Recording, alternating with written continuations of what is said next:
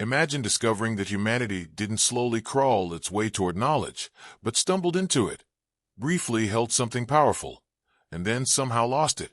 Not destroyed in one dramatic moment, not erased by some single catastrophe, but quietly, unevenly, until only fragments remained. Fragments carved into stone, buried in myths, whispered through symbols we no longer know how to read.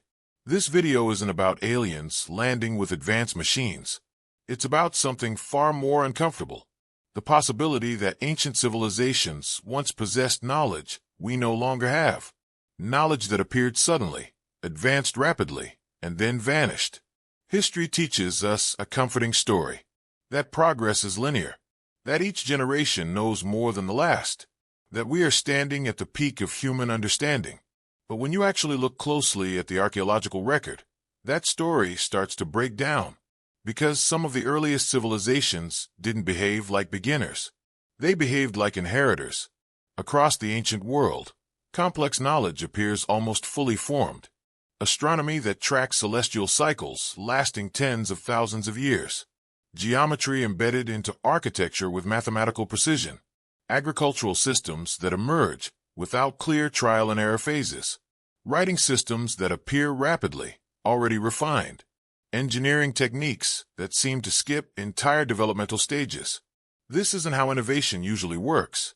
Real progress is messy. It leaves behind failed attempts, crude prototypes, obvious mistakes. But in many ancient cultures, we don't see that gradual climb. We see sudden competence. And then silence. The knowledge stops evolving. Techniques disappear. Later civilizations struggle to replicate what earlier ones achieved. Instead of building upon that knowledge, humanity seems to forget it. Take stone construction.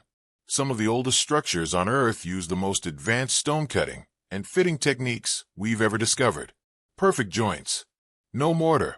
Stones weighing dozens, sometimes hundreds of tons, moved and placed with extreme accuracy. Later cultures, even with more tools and larger populations, often fail to match that precision. That's backwards. Or consider astronomy. Ancient cultures track the precession of the equinoxes, a slow wobble of Earth's axis that takes roughly 26,000 years to complete. That requires observation across many generations, not lifetimes, not centuries, millennia. And yet this knowledge was encoded into monuments, calendars, and myths long before modern instruments existed. Then there's the sudden appearance of agriculture. For hundreds of thousands of years, humans lived as hunter-gatherers. Then, in multiple regions around the world, agriculture appears almost at once. Not gradually, not experimentally, but effectively, as if the knowledge arrived, ready to use. And then, in many cases, it stagnates. So what happened? One explanation is catastrophic loss. Floods, climate shifts, volcanic winters, impacts. Civilization-ending events that wiped out centers of knowledge, leaving survivors to rebuild with less. This is plausible, but it doesn't fully explain why the most advanced knowledge disappears, while simpler traditions survive. Another explanation is social collapse. Power structures fall. Institutions break. Knowledge becomes fragmented, guarded, or lost. Again possible, but still incomplete, because some knowledge doesn't just degrade. It vanishes entirely. Techniques that require precision vanish first. Complex understanding disappears. Symbolic stories remain. Rituals persist. Myths survive, stripped of technical meaning, preserved only as narrative. It's almost as if the knowledge was never meant to survive openly. And this is where things get uncomfortable. What if ancient knowledge wasn't owned equally by everyone? What if it was concentrated, taught selectively, preserved in temples, priesthoods, or initiatory systems?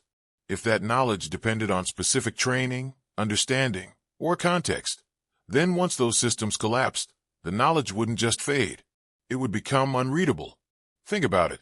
If you handed a modern physics textbook to someone without context, it would be meaningless. Not because the information is false, but because the framework to understand it is missing.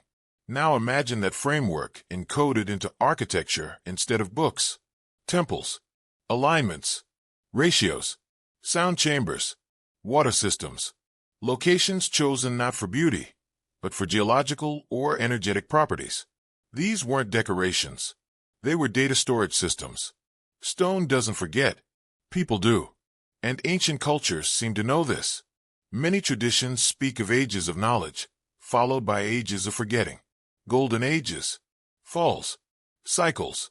Not a straight line upward, but a loop. Rise. Mastery. Collapse. Reset. What's strange is how consistent this idea is across cultures that never met. From the Americas to Asia to the Middle East, we see the same story repeated. Advanced beings or teachers arrive. Knowledge is given. Civilization flourishes. Then something happens. The teachers leave. Knowledge is lost. Humanity starts again. We dismiss these stories as myth. But myth is often history told in symbolic language, especially when the truth is too complex, too disruptive, or too dangerous to preserve directly. And here's the part most people miss. Losing knowledge isn't rare. It's normal. We've lost technologies, even in recorded history.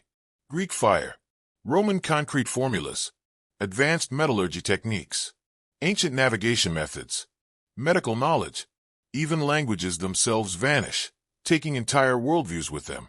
Multiply that loss across thousands of years, and entire eras could disappear without leaving clear evidence. So maybe the question isn't whether ancient civilizations had advanced knowledge. Maybe the question is why we assume they couldn't lose it. Now let's push this further. What if the knowledge wasn't lost accidentally? What if it was intentionally hidden? Temples were not public libraries. They were controlled spaces. Access was restricted. Knowledge was ritualized. Initiation mattered. Understanding was earned. And once those systems collapsed, the knowledge didn't spread. It sealed itself.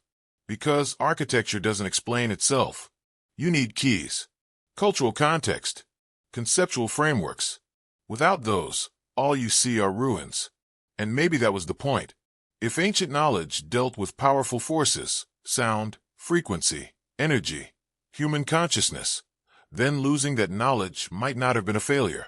It might have been a safeguard. Consider this. Humanity today is incredibly advanced technologically, yet emotionally and ethically unstable. We build faster than we understand. We scale before we mature. We create systems capable of global destruction before learning restraint. Now imagine an ancient civilization realizing the same thing. Imagine discovering that certain knowledge accelerates power faster than wisdom. That some understanding is dangerous without restraint. That cycles of collapse repeat when knowledge outpaces responsibility. What would you do? You wouldn't destroy the knowledge. Destruction invites rediscovery.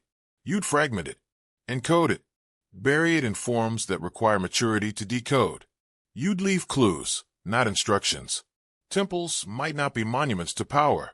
They might be warnings. This reframes ancient myths entirely. The gods who leave. The warnings of floods and fire. The cycles of destruction. The insistence that humanity must be ready before receiving knowledge again. And suddenly, the disappearance of advanced knowledge doesn't look like failure. It looks intentional. This doesn't require believing in extraterrestrials. It doesn't require rejecting human intelligence. It only requires accepting that history is more complex than textbooks allow. That progress is fragile. That knowledge can be lost. And that civilization may not be a straight line forward, but a test repeated. So when we ask why ancient knowledge vanished, maybe we're asking the wrong question. Maybe the real question is whether we're ready to rediscover it. Because if humanity once held advanced understanding and lost it, then our future isn't about invention. It's about remembrance. And that's the paradox. The past may not be behind us. It may be waiting.